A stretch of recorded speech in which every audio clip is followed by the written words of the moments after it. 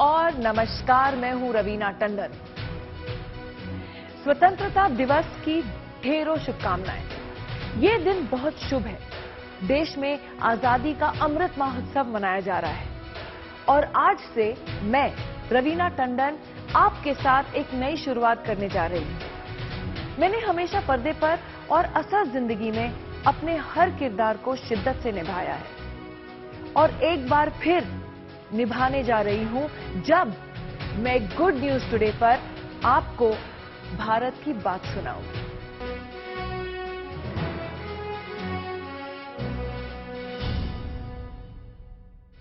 देश को आजाद हुए 75 साल हो गए हैं। आजादी से अब तक भारत में काफी कुछ बदल गया है। हम हिंदुस्तानियों ने अपनी मेहनत और लगन से खुद को दुनिया के सामने साबित कर दिया है। आज दुनिया के हर मंच पर भारत का डंका बजता है। इस पूरे हफ्ते में आपको इन 75 सालों में भारत की बड़ी ताकत की बात सुनाऊंगी।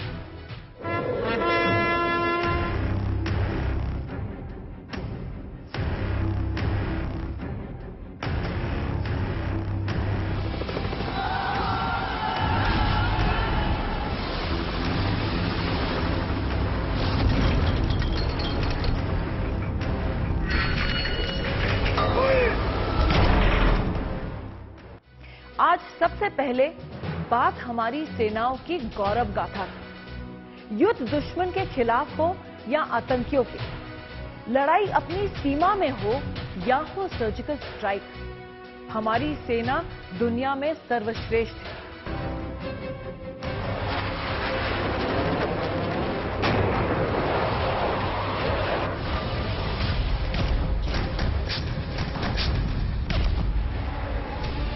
उत्तर में सियाचिन के सफेद युद्ध मैदान से लेकर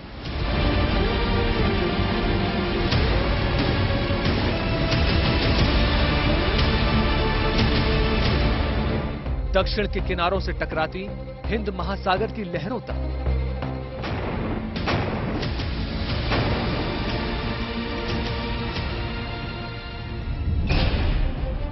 जहां की माटी का कण कण शौर्य का प्रतीक है, जिसकी पवित्रता के सामने पूरी दुनिया झुकती है, उस सरजमीन को हिंदुस्तान कहते हैं।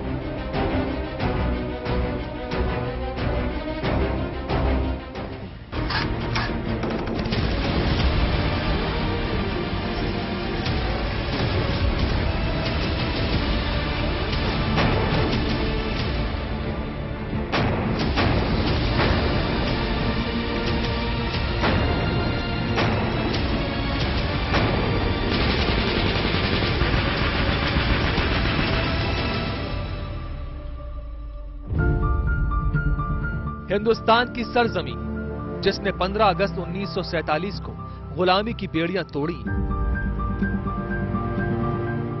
आजादी की पहली सांस के साथ जमीन के दो टुकड़े हुए। एक टुकड़े पर पाकिस्तान बना। 1947 की पहली जंग से हमेशा के लिए एक दुश्मन मिला।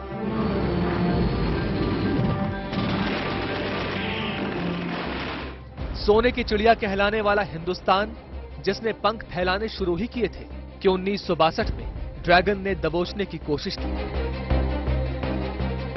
तब भारत ने सरहदों की हिफाजत का पहला सबक सीखा। Pakistan launched a full scale war against us.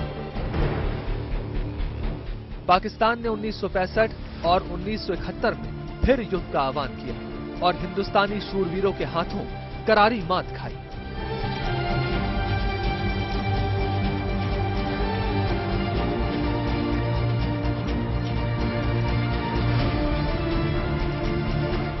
एक राष्ट्र के तौर पर जन्म के तुरंत बाद ही एक साथ कई जंग झेलने वाले भारत के सामरिक ताकत की गूंज आज पूरी दुनिया में गूंज रही है।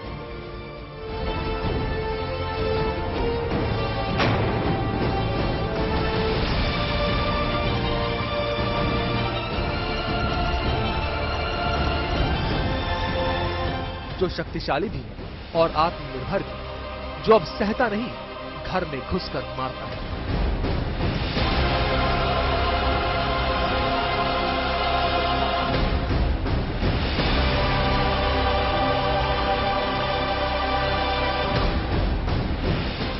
75 साल लगे इस फासले को तय करने में, कई बार कदम लड़खड़ाए, हर बार संभले, कुछ मुल्कों से धोखा खाए, तो हर हालात में साथ देने वाले दोस्त भी बनाए।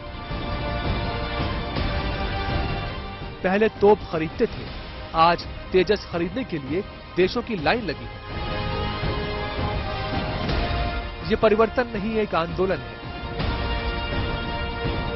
जिसकी मशाल से देश की सरहदें रोशन हो रही हैं। आज एक सशक्त हिंदुस्तान सीना तान कर दुनिया की महाशक्तियों से कंधा मिलाए खड़ा है। ये कोई 1-2 दिन की बात नहीं, पूरे 75 साल की कहानी है। इस कहानी का कोई एक चेहरा नहीं, कई किरदार हैं। तो चलिए हर किरदार से मिलते हैं, रक्षा की दुनिया में चमकते सितारे भारत की बात सुनते हैं।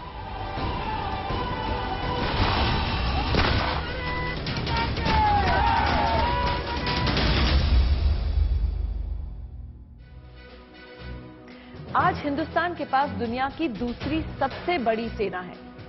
जल, थल, वायु, हर जगह हमारा दबदबा है। पर बीते 75 सालों में देश की सुरक्षा व्यवस्था को कई कठिन दौर से गुजरना पड़ा है। आज हर उस दौर की कहानी देखिए, कैसे हम आज इस मुकाम पर पहुंचे हैं। At the stroke of the midnight hour, when the world sleeps, India will awake to life and freedom.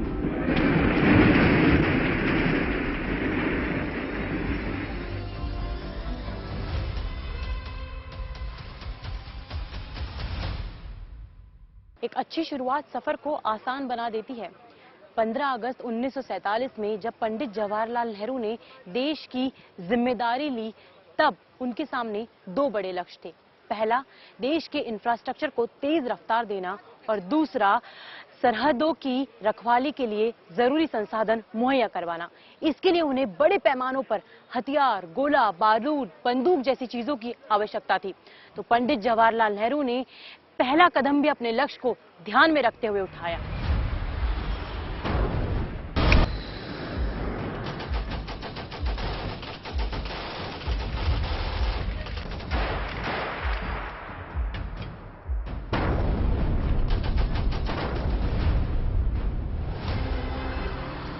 आज भारत की सरजमीन, समंदर और आसमान अजेय है।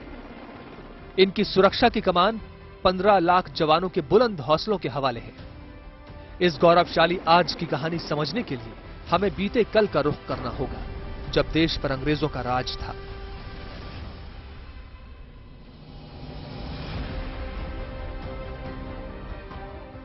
– 1947 से पहले भारत हथियार निर्माण के क्षेत्र में कई देशों से आगे था। विश्व युद्ध की वजह से ब्रिटेन ने 18 आयुध कारखाने देश में लगा रखे थे। ब्रिटिश काल में कोलकाता की गार्डन रिच और मझगांव डॉक्स जैसी रक्षा इकाइयां बन चुकी थी। आजादी के ऐलान से पहले ब्रिटिश सरकार ने हथियारों की कई फैक्ट्रियों से काम समेट लिया। लिहाजा आजादी के बाद सुरक्षा की चुनौतियों को पूरा करने के चक्कर में भारत पर सबसे बड़े हथियार खरीदार का ठप्पा लग गया।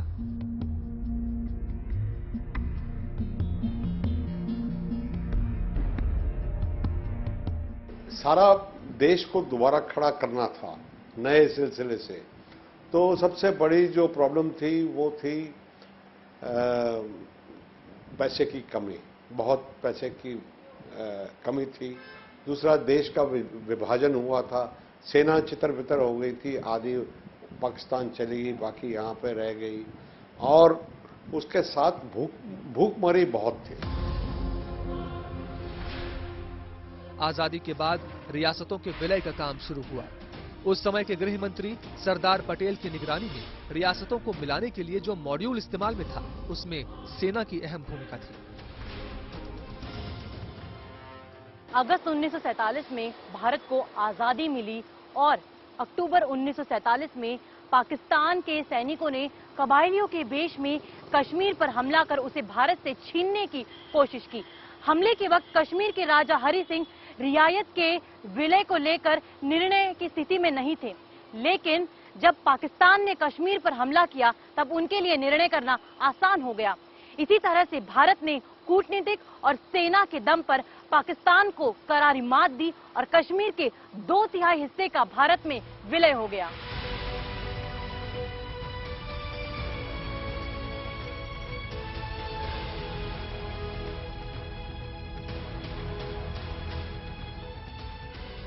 इस जीत से भारतीय सेना का दमखम दुनिया ने पहली बार देखा।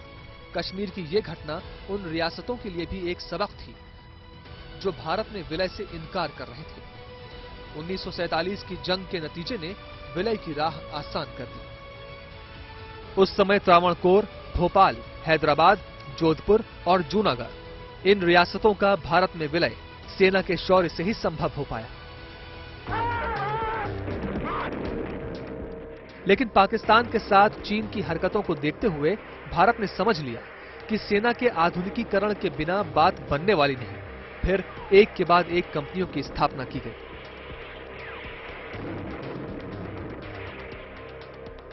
लड़ाकू विमान के लिए हिंदुस्तान एरोनॉटिक्स लिमिटेड की स्थापना 1940 में ही हो चुकी थी। इसे नई जरूरतों के मुताबिक ढाला गया। सैन्य उपकरणों के इलेक्ट्रॉनिक डिवाइसेस के लिए 1954 में भारत इलेक्ट्रॉनिक्स कंपनी बनाई गई। नए हथियार तैयार करने के लिए रक्षा अनुसंधान विकास संस्थान यानी डीआरडीओ को 1958 में स्थापित किया गया। जल सेना के लिए आधुनिक वॉरशिप की जरूरत थी, जिसके लिए गोवा शिपयार्ड बना। ये 3 एरियाज में भारत ने अपना नाम बहुत प्रख्यात किया। चीन से भी हम बहुत आगे निकल गए थे किसी जमाने में, और अब भी हम चीन से आगे निकलते जा रहे हैं इन 3 एरियाज के अंदर, क्वालिटी और क्वांटिटी के अंदर। लेकिन जो एक HAL का रोल था या जो दूसरी डीआरडीओ ऑर्गेनाइजेशन का था, वो इनिशियली उनका प्रोग्रेस थोड़ा धीरे था। अगर हम LCA का एग्जाम्पल लें तो 1980 के दशक में 1983-84 में HAL का जो LCA प्रोजेक्ट शुरू हुआ था, लेकिन आज तक, और डीआरडीओ का जो HAL और डीआरडीओ का मिलकर जो LCA प्रोजेक्ट शुरू हुआ था, आज तक वो प्रोजेक्ट Mark 1 स्टेज के आगे आने में उसको बहुत समय लगा है। तो कहीं ना कहीं वहां काम धीरे है कुछ डीआरडीओ ऑर्गेनाइजेशंस का, लेकिन लास्ट 4 से 5 साल के अंदर जो गति मिली है in defence related defence research organisations के अंदर, वो माननीय है। भारत की सैन्य ताकत अभी विकसित होने की राह पर थी, लेकिन तरकश में कोई बड़ा हथियार नहीं था। मिसाइल या लड़ाकू विमान तो दूर की बात, सैनिकों के हाथ में 303 की गन थी जो ऑटोमेटिक भी नहीं थी। इसी दौरान 1962 में भारत को एक बड़े इम्तिहान से गुजरना पड़ा।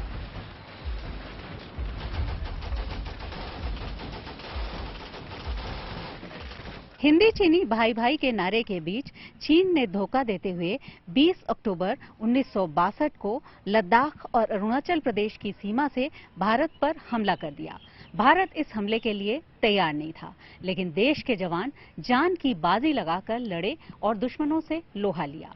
इसी बीच चीन ने 20 नवंबर 1962 को युद्ध की एक तरफा घोषणा कर दी, लेकिन भारत ने इस जंग से एक बड़ा सबक सीखा।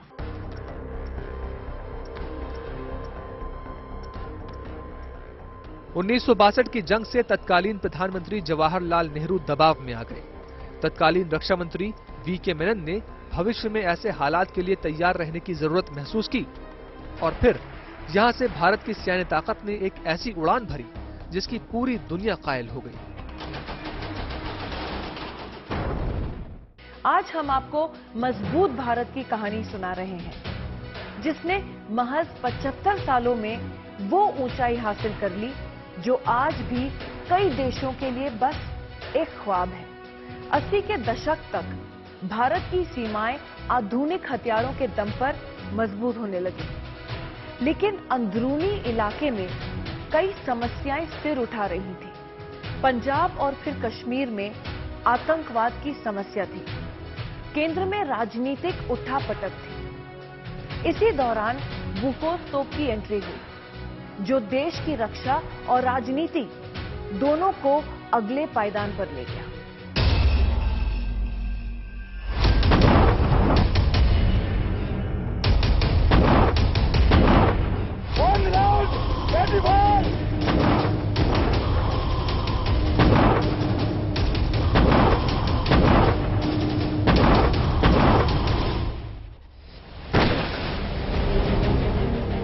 बोफोर्स तोप विवाद को लेकर भले ही देश ने सियासत का एक लंबा दौर देखा, लेकिन एक हकीकत ये भी है कि बोफोर्स तोप ने भारतीय टैंक सेना को एक ऐसा निशानची दिया जो कठिन से कठिन इलाके में दुश्मन को खोज कर मारता है।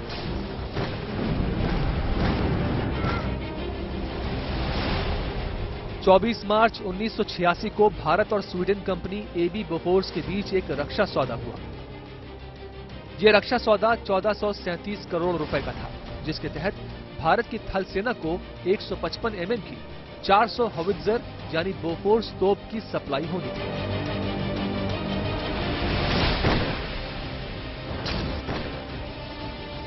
बोफोर्स तोप देश के डिफेंस सेक्टर को एक नई ऊंचाई पर ले गई, तो इसी तोप का मुद्दा राजनीतिक अस्थिरता का कारण भी बना। राजीव गांधी के हाथ से प्रधानमंत्री की कुर्सी चली गई, विश्वनाथ प्रताप सिंह प्रधानमंत्री बने, ये भी लंबे समय तक नहीं टिक पाए। फिर चंद्रशेखर ने देश की बागडोर अपने हाथ में ली और ये सरकार भी 223 दिन ही चल पाई। अस्थिरता का ये दौर नरसिम्हा राव से खत्म हुआ, लेकिन इस दौरान कोई बड़ा रक्षा सौदा नहीं हुआ। अटल बिहारी वाजपेयी, ईश्वर की शपथ लेता हूं। कई उलटफेर देखने के बाद 1999 का वो पल भी आया जब अटल बिहारी वाजपेयी ने प्रधानमंत्री की राजगद्दी संभाली। उस हिसाब को देखते हुए और जो देश की अंदरूनी हालत थी उसको देखते हुए हम समझते हैं कि अटल बिहारी वाजपेयी ने सेना के लिए बहुत अच्छा काम किया और ये भी कहना पड़ेगा कि उन्हीं के नेतृत्व में कारगिल की लड़ाई हमने जीती।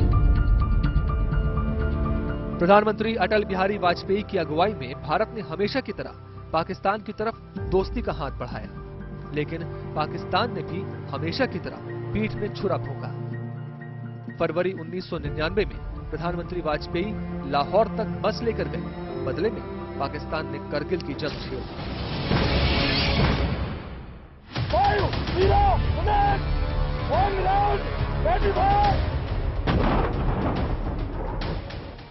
इस जंग को भारत ने दो हथियारों के दम पर जीता। पहला जवानों का हौसला और दूसरा बोफोर्स तोप।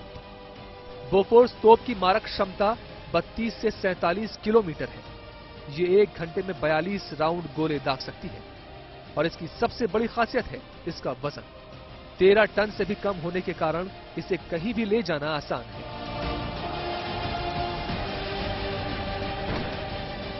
बोफोर्स की यही खासियत ऑपरेशन विजय में भारतीय सेना का ट्रम्प कार्ड बनकर उभरी। जवानों के बुलंद हौसले और बोफोर्स तोपों की मार के आगे पाकिस्तान मजबूत सामरिक पोजीशन के बावजूद करगिल में टिक नहीं पाया और एक बार फिर हिमालय की चोटी पर तिरंगा शान से लहराने लगा। देखो, ये सच्चाई है कि जो कारगिल की लड़ाई थी वो वहां पर बहुत ऊंची पहाड़ियां थी, कारगिल, बटालिक और द्रास में। और उसमें हुआ क्या कि उन पहाड़ियों के ऊपर जो पाकिस्तानियों ने डिफेंस ले रखी थी उनको बर्बाद करना एक बहुत बड़ा मुश्किल कार्य था। और इसमें सबसे ज़्यादा कारगर सिद्ध हुआ हमारी बोफोर्स गन। और बोफोर्स गन से जब फायर हुए तो दुश्मन की धज्जियां उड़ा दी गई और फिर चाहे वो टॉलिंग है या टाइगर हिल है उसको जीतना आसान होगा। तो बोफोर्स ने एक बहुत अहम रोल प्ले किया कारगिल की लड़ाई में, इसमें कोई शक और सवाल नहीं। रूस से भारत की यारी जारी रही। फिर वक्त आया 2002 का, जब भारतीय वायुसेना में सुखोई 30 विमानों की एंट्री होती है, जिसमें वो सारी काबिलियत है जो शत्रु के पांव जमने से पहले ही जमीन से उखाड़ दे।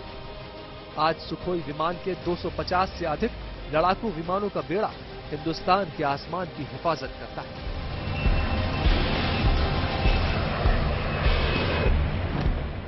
भारत शुरू से ही शांति का समर्थक रहा है। कुछ देशों ने इसे हमारी कमजोरी समझने की गलती कर दी, पर जिसने भी हिंद की सेना को ललकारा, जंग के मैदान में मात खाकर वापस गया। लेकिन अभी भी जरूरत थी नीति में कड़े बदलाव की, और ये बदलाव आया आतंक के खिलाफ हमारे पहले क्रॉस बॉर्डर एक्शन से, सर्जिकल स्ट्राइक से।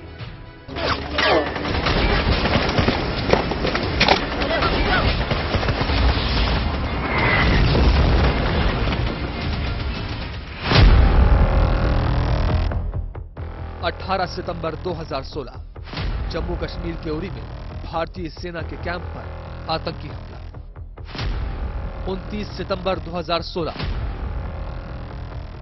आतंकी हमले के ठीक 11वें दिन पाक अधिकृत कश्मीर में आतंकियों के कैंप पर भारतीय सेना की सर्जिकल स्ट्राइक।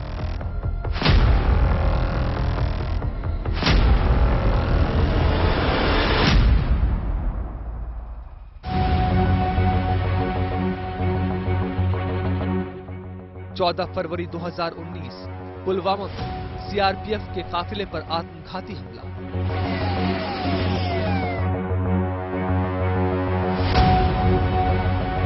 आत्मघाती हमले के ठीक 12वें दिन 26 फरवरी 2019 पीओके के बालाकोट में जैश ए मोहम्मद के कैंप पर एयर स्ट्राइक।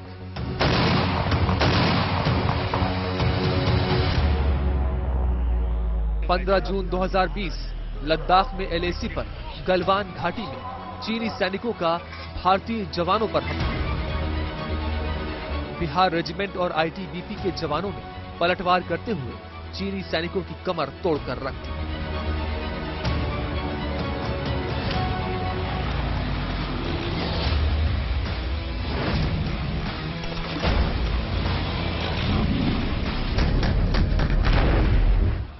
ये बदले भारत का बिल्कुल नया अंदाज था, जो एक सीमा तक सहता है, फिर घर में घुसकर दुश्मन को करारा जवाब देता है। हैरत अंगेज करने वाला कोई दांव चलकर शत्रु को चारों खाने चित कर देता है। गांधी और नेहरू का देश बदल रहा था और ये इस बदलाव की एक खास वजह थी।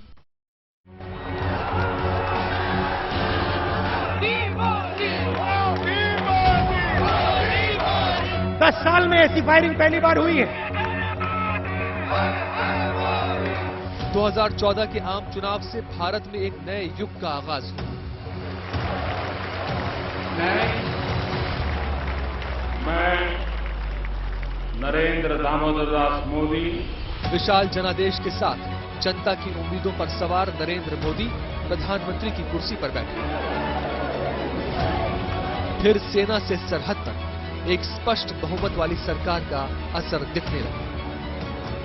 2014 से पहले यूपीए सरकार की इमेज कड़े फैसले लेने से बचने वाली थी। आलम यह था कि 10 साल तक रक्षा समझौते भी ताक पर रख दिए गए। सेना के आधुनिकीकरण की बात तो दूर, सेना के इस्तेमाल के लिए खरीदारी भी भारी पड़ती। ऐसे समय में 2014 में नरेंद्र मोदी ने सत्ता संभाली और ये साफ कर दिया कि अब एक मजबूत रक्षा कवच रहेगा और एक मजबूत सेना आत्मविश्वास से भरे भारत का प्रतीक होगी।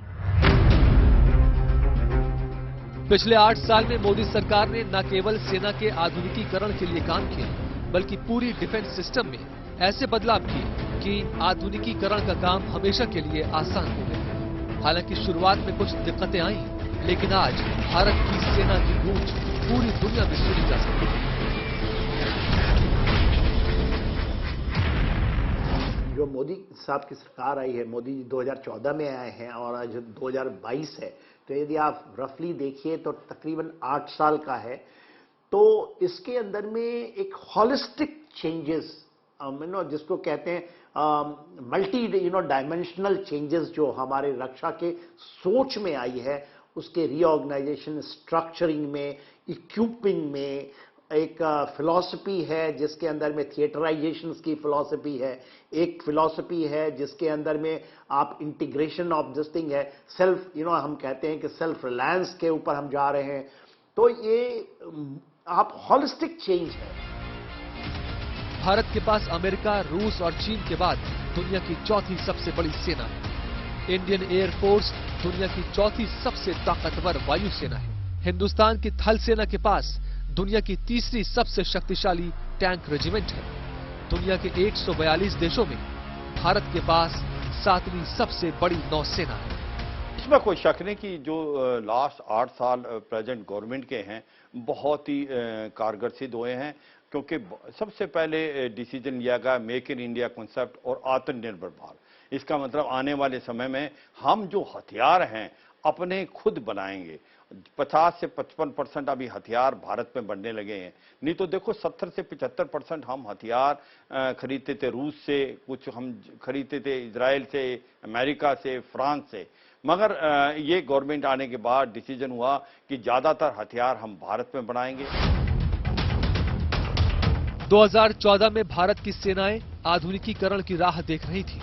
बदलते वक्त के साथ नई तकनीक और नए हथियारों की जरूरत थी और इन सब के लिए चाहिए था एक भारी भरकम रक्षा बजट। और मोदी सरकार ने इस काम में कोई कंजूसी नहीं की। 2014-15 में भारत का रक्षा बजट 2,24,000 करोड़ रुपए था। अब 2022-23 में बढ़कर 5,25,166 करोड़ रुपए हो चुका है। पिछले 8 सालों में देश का रक्षा बजट 2 गुना से ज्यादा बढ़ चुका है।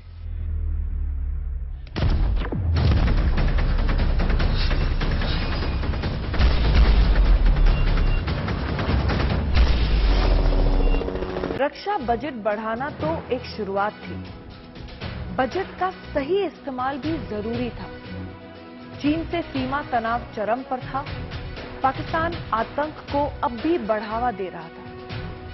लिहाजा एक मजबूत सुरक्षा नीति की जरूरत थी। सेना की तीनों अंगों को वो सभी हथियार और संसाधन मिले जिसकी जरूरत लंबे समय से महसूस की जा रही थी।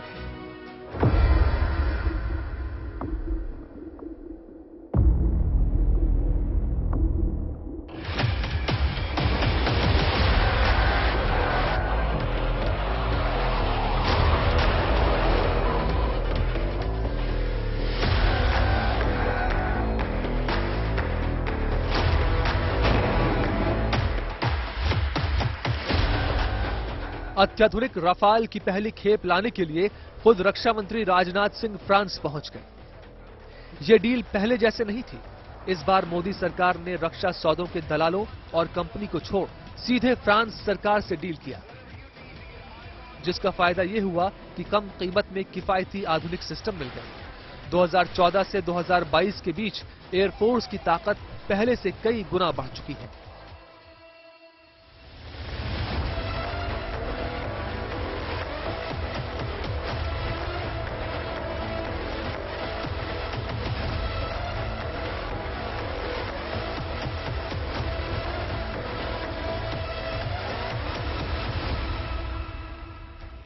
फ्रांस से 32 लड़ाकू फाइटर प्लेन राफेल खरीदकर 2 स्क्वाड्रन तैयार किए गए। भारत में ही विकसित लाइट कॉम्बैट एयरक्राफ्ट तेजस की 2 स्क्वाड्रन तैयार किए गए। लड़ाकू हेलीकॉप्टरों में चिनूक और अपाचे हेलीकॉप्टर ने ताकत में और इजाफा किया। आकाश से जमीन पर मारने वाले ब्रह्मोस सुपरसोनिक मिसाइल को वायुसेना से जोड़ा गया। राडार से संचालित हवा से हवा में वार करने वाली मिसाइलों को सुखोई 30 में फिट किया गया। देखिए, भारतीय वायुसेना जो है विश्व की चौथी सबसे बड़ी वायुसेना है। इसमें 1936 जहाज हैं, अत्याधुनिक फाइटर्स, ट्रांसपोर्ट्स, हेलीकॉप्टर्स, ड्रोन्स और कई अनेक एक बहुत ही इंपॉर्टेंट जियोपॉलिटिकल एनवायरनमेंट में ये एयरफोर्स ने अपना काम किया है। हमारे पास बहुत भारी संख्या में सर्चर मार्क 1, 2 और हिरोन ड्रोन्स हैं, लेकिन उनमें अटैक करने की क्षमता नहीं है। अब प्रोजेक्ट चीता के अंतर्गत उनके अंदर वेपन सिस्टम्स का फिटमेंट किया जाएगा और सैटेलाइट कम्युनिकेशन भी दी जाएगी, जिससे वो ओवर द होराइजन टारगेटिंग भी कर सके और साथ साथ में उनमें हवा से जमीन में मार करने वाली मिसाइल्स और वेपन सिस्टम्स, बॉम्ब्स भी लगाए जाएंगे।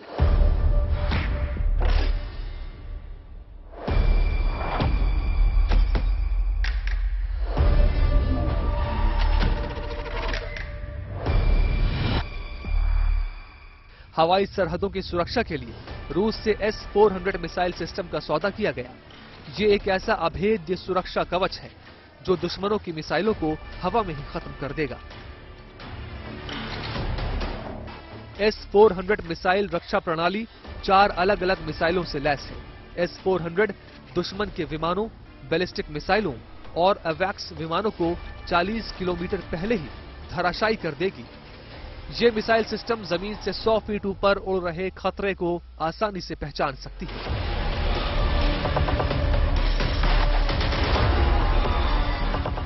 देश के कई हाईवे को लड़ाकू विमान से उतरने और उड़ान भरने के लिए बनाया गया, ताकि आपातकाल में सुरक्षा पंक्ति को भरपूर मदद पहुंचाई जा सके। और भी बहुत सारे काम हुए जिसमें इंडियन एयरफोर्स को आगे बढ़ने की क्षमता मिल रही है। जैसे सबसे बड़ा केस बताऊं तो मैं आपको AMCA है, एडवांस मीडियम कॉम्बैट एयरक्राफ्ट, जो इस समय भारतीय वायुसेना में थोड़ी सी कमी है। वो कमी है स्टेल्थ कैपेबिलिटी की। तो स्टेल्थ कैपेबिलिटी के लिए जैसे J-20 चीन के पास है, F-22 रैप्टर अमेरिका के पास है, उसी तरीके से स्टेल्थ कैपेबिलिटी के लिए AMCA का डेवलपमेंट शुरू हो गया है और 10 साल के बाद ये जहाज भी इंडियन एयरफोर्स की इन्वेंट्री में आएगा। हम कोशिश कर रहे हैं कि 200 Mark II या AMCA को हम करें और HAL ने भी अब अपनी प्रोडक्शन 9 से बढ़ा के 16 जहाज पर ईयर कर दी है LCA की। पहले क्वेश्चन आता था हमेशा HAL और DRDO के ऊपर कि उनकी कैपेबिलिटीज में कहीं ना कहीं स्लोनेस है, कहीं ना कहीं इनएफिशिएंसी है, लेकिन पिछले कुछ सालों के अंदर उनको अकाउंटेबल बनाया गया है और उन्होंने जो डेवलपमेंट शुरू की है अब उससे भारतीय वायुसेना को बहुत बड़ा इजाफा मिलेगा। इस सरकार ने बताया कि सेना सिर्फ हथियार और तकनीक के आधार पर नहीं चलती, जवानों का मनोबल ऊंचा बनाए रखना भी सरकार की जिम्मेदारी है और इसीलिए इस सरकार से ठीक पहले की सरकारों में जो कुछ सोचना भी बहुत मुश्किल था वो इस सरकार ने करके दिखाया। एयर स्ट्राइक, सर्जिकल स्ट्राइक और जवानों के साथ प्रधानमंत्री की होली और दिवाली इसका एक उदाहरण है।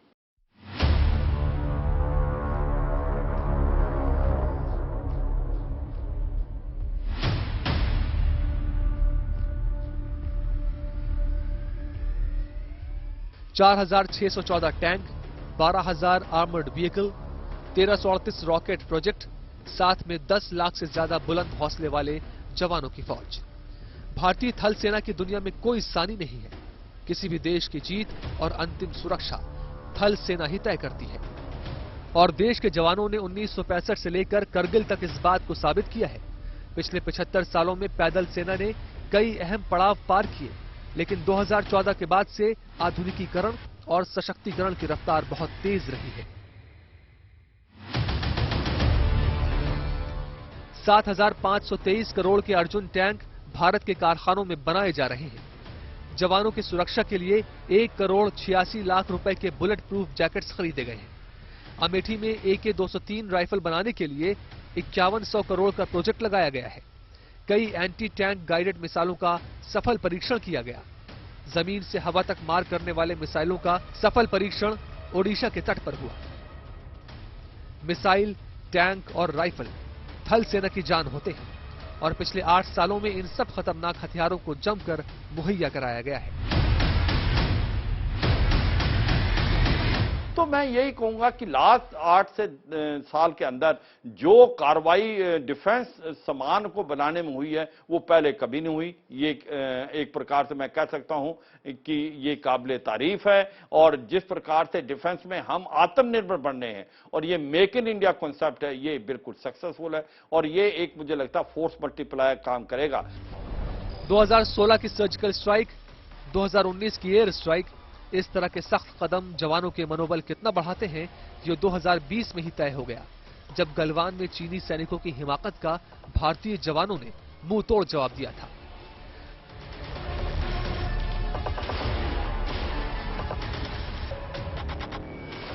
बड़े त्योहारों पर जब जवान अपने घरों से दूर सरहद की सुरक्षा में लगे रहते हैं, ऐसे में अपने बीच पीएम को मौजूद देखकर वतन के रखवालों का हौसला बढ़ता है।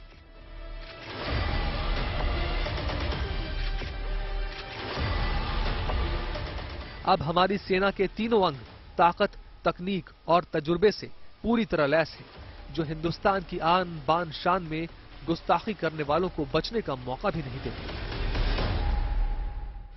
देश की सुरक्षा की बात मिसाइलों के बगैर पूरी नहीं होती। हथियारों की विनाश लीला किसी को नहीं पसंद, लेकिन सामने वाले को अपनी बात समझाने के लिए बाजुओं में ताकत जरूरी होती है। हिंद की सेना को ये ताकत मिली मिसाइलों से। आज हिंदुस्तान के तरकश में हर रेंज, हर मजबूती की एक से बढ़कर एक मिसाइलें हैं, जो दुश्मन को हमेशा उसके दायरे में रखती है। इस सफर का पहला कदम उठा था 1988 में। 10, 9, 8, 7, 6, 5, 4, 3, 2, 1, 0.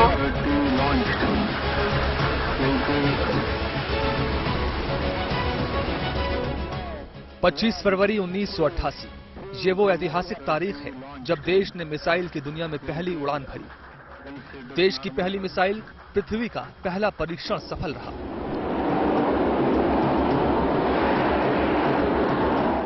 इसके बाद भारत ने पलटकर नहीं देखा।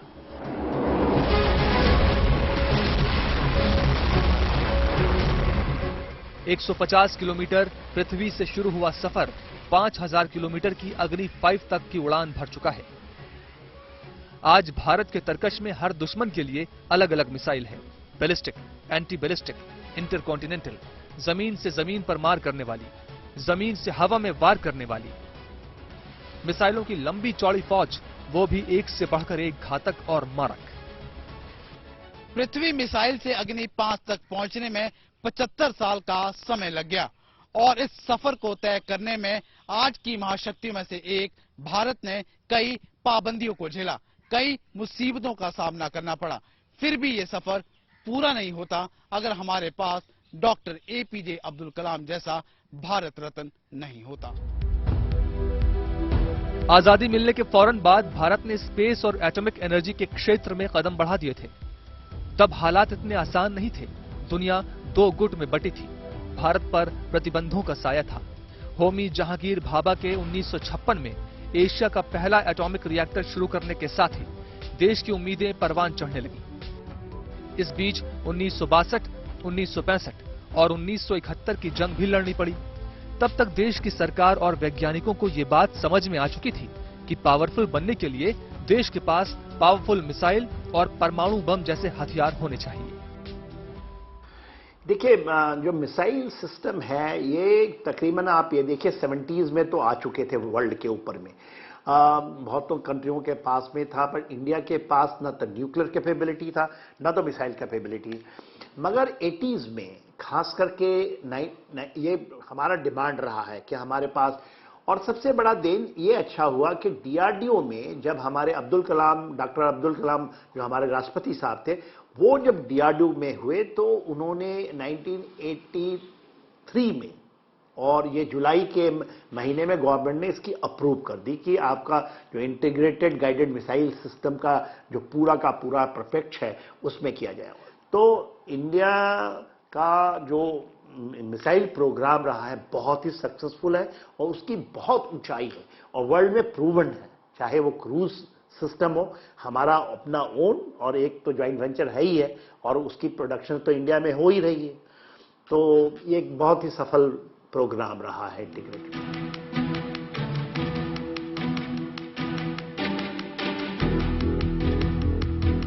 भारत में बैलिस्टिक मिसाइल बनाने का काम 60 के दशक से शुरू हुआ। तब तक चीन, अमेरिका, ब्रिटेन, फ्रांस और सोवियत संघ परमाणु बटन तैयार कर चुके थे। भारत भी उसी कतार में खड़ा होना चाहता था, लेकिन इसके लिए कोई ठोस रणनीति नहीं थी। ऐसे समय में तत्कालीन प्रधानमंत्री इंदिरा गांधी की निगाहें इसरो में काम करने वाले एक वैज्ञानिक पर पड़ी, जिनका नाम था APJ Abdul Kalam.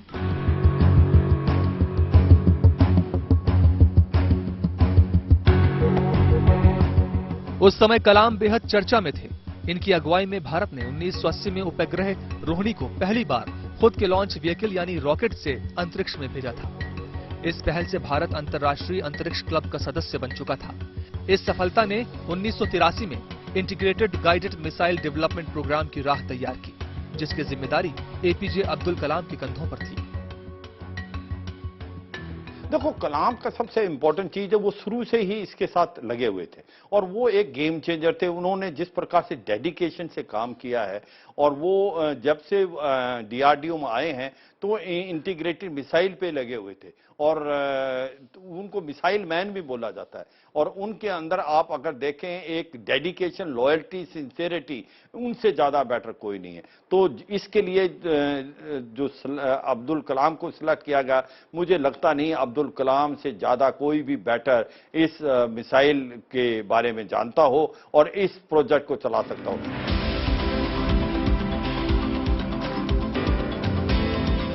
Integrated guided missile development programme का एक ही लक्ष्य था, सेना के तीनों अंगों की जरूरतों को देखते हुए स्वदेशी तकनीक इस्तेमाल करके मिसाइलें तैयार करना। राह आसान नहीं थी, लेकिन मिसाइल मैन कलाम और उनकी टीम कुछ नया करने की ठान चुकी थी। फिर 25 फरवरी 1988 का वो ऐतिहासिक दिन भी आया, जब देश का पहला बैलिस्टिक मिसाइल पृथ्वी देश का गौरव बढ़ाते हुए आसमान का माथा चूमने उड़ चला।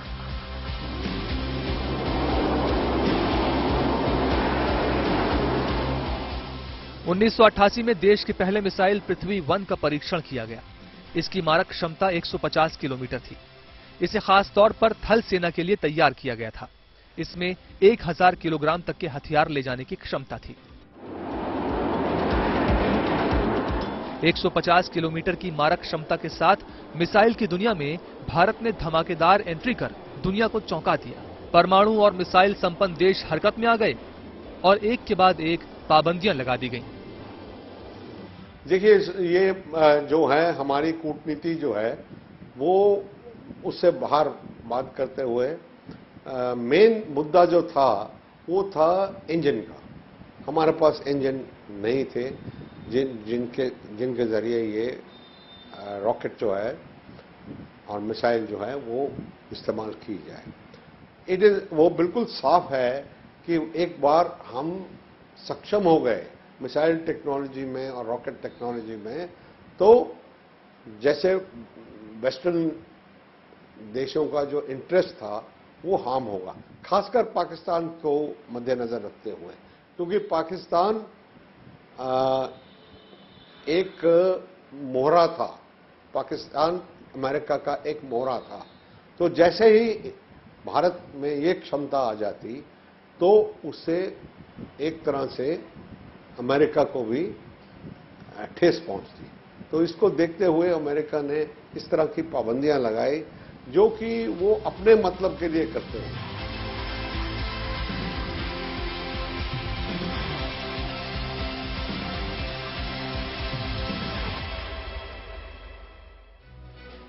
हमारे मिसाइल मैन, हमारी प्रेरणा, हमारे पूर्व राष्ट्रपति एपीजे अब्दुल कलाम। दुनिया में हमारी ताकत बढ़ती ही गई। पृथ्वी के बाद परीक्षण का एक लंबा सिलसिला शुरू हो गया, जो अग्नि 5 के बाद भी जारी है। 1, 2, 3 launched. पृथ्वी मिसाइल का परीक्षण मंजिल नहीं, एक पड़ाव था। पश्चिमी देशों की पाबंदियों ने मुश्किलें पैदा की, लेकिन हमारे missile man APJ Abdul Kalam ने हार नहीं मानी। मिसाइल बनाने के लिए जो तकनीक और मटेरियल विदेशों से नहीं मिले, उसे भारत में तैयार किया। और दुनिया उस समय हैरत में पड़ गई जब देश ने अपने दम पर पृथ्वी मिसाइल के 1 साल बाद 1989 में अग्नि मिसाइल का परीक्षण कर दिया।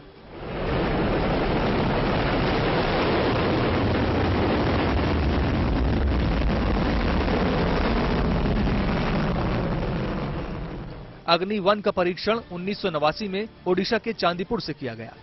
सतह से सतह पर मार करने वाली इस मिसाइल की मारक क्षमता 700 किलोमीटर है। अग्नि 1 मिसाइल परमाणु हथियार ले जाने में सक्षम है। इसे रेल और सड़क पर मोबाइल लॉन्चर से छोड़ा जा सकता है।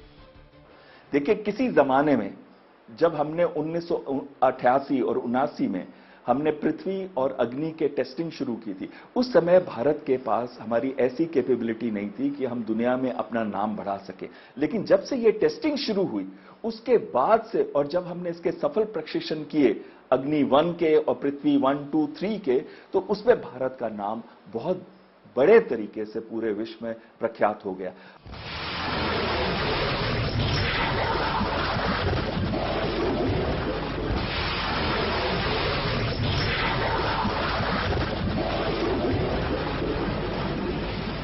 इसके बाद तो सफल परीक्षणों का सिलसिला शुरू हो गया।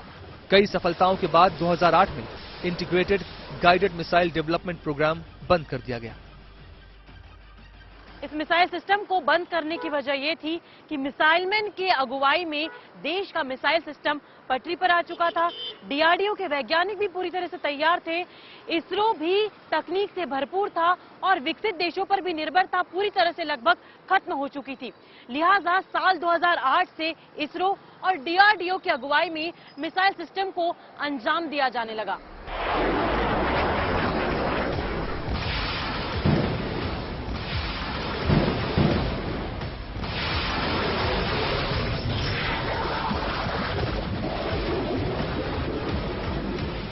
आज सेना के तीनों अंगों के पास जरूरत के मुताबिक सभी तरह की मिसाइल्स मौजूद हैं।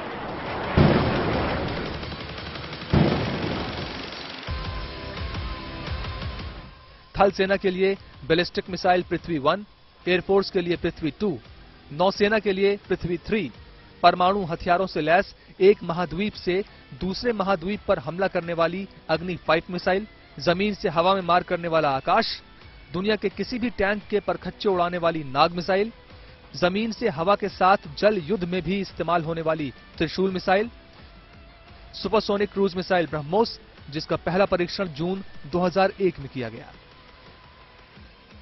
इन सारी मिसाइलों के दम पर भारत दुनिया की 5 महाशक्तियों की कतार में खड़ा है, जो अपने दम पर हवा का रुख मोड़ने का मादा रखता है। यानी कि एक अनगिनत सी रेंज मिल गई है इस मिसाइल को और भारत का नाम और भी ऊपर ऊंचा हो गया और जो हमारे एक स्ट्रेटेजिक डिटरेंस है चीन के लिए वो बढ़ गई है। पाकिस्तान तो ऑब्वियसली घबराएगा ही घबराएगा। और अग्नि की बात मैं फिर से ये कहूंगा कि अग्नि 5 के प्रशिक्षण और अग्नि 5 के जो टेस्टिंग हुई है और उसके बाद ऑपरेशनलाइजेशन हुआ 2018 के अंदर, उससे भारत को एक ऐसी शक्ति मिली कि पूरा का पूरा चीन हम कवर कर सकते हैं और जो अनऑफिशियल रेंज कही गई है 8000 किलोमीटर की, तो उसे एक इंटरकॉन्टिनेंटल बैलिस्टिक मिसाइल की तरह भी हम देख सकते हैं।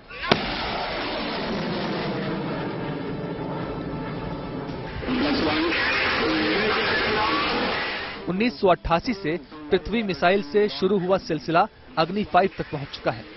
अब अग्नि 6 पर काम चल रहा है। माना जा रहा है कि अग्नि 6 की मारक क्षमता 8000 से 10000 किलोमीटर होगी। यानी दूसरे शब्दों में कहें, देश का दुश्मन चीन पाकिस्तान तो छोड़िए, दुनिया के किसी भी कोने में छुपा होगा, मिसाइल उसे खोजकर पूरा वजूद ही खत्म कर देगी। आज भारत के पास 150 किलोमीटर से लेकर 5000 किलोमीटर तक हमला करने वाली मिसाइलों का जखीरा है। लेकिन ये काफिला यहीं पर रुकने वाला नहीं है। तकनीक की ये जंग सुपरसोनिक से लेकर हाइपरसोनिक तक पहुंच चुकी है और डीआरडीओ के वैज्ञानिक दिन रात इसके लिए लगे हुए हैं, मेहनत कर रहे हैं।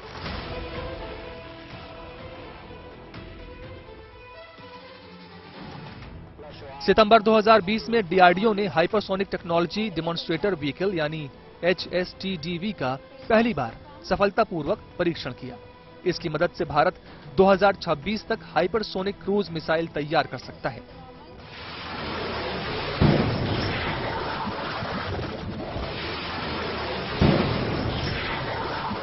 हाइपरसोनिक मिसाइलों की तकनीक अभी केवल अमेरिका, रूस और चीन के पास है। ये कम ऊंचाई पर उड़ते हुए अपने टारगेट को भेदने में माहिर है। इसे ट्रैक या इंटरसेप्ट करना भी काफी मुश्किल होता है। स्क्रैमजेट इंजन की मदद से ये मिसाइल आवाज की गति से 6 गुना तेज उड़ान भरती है।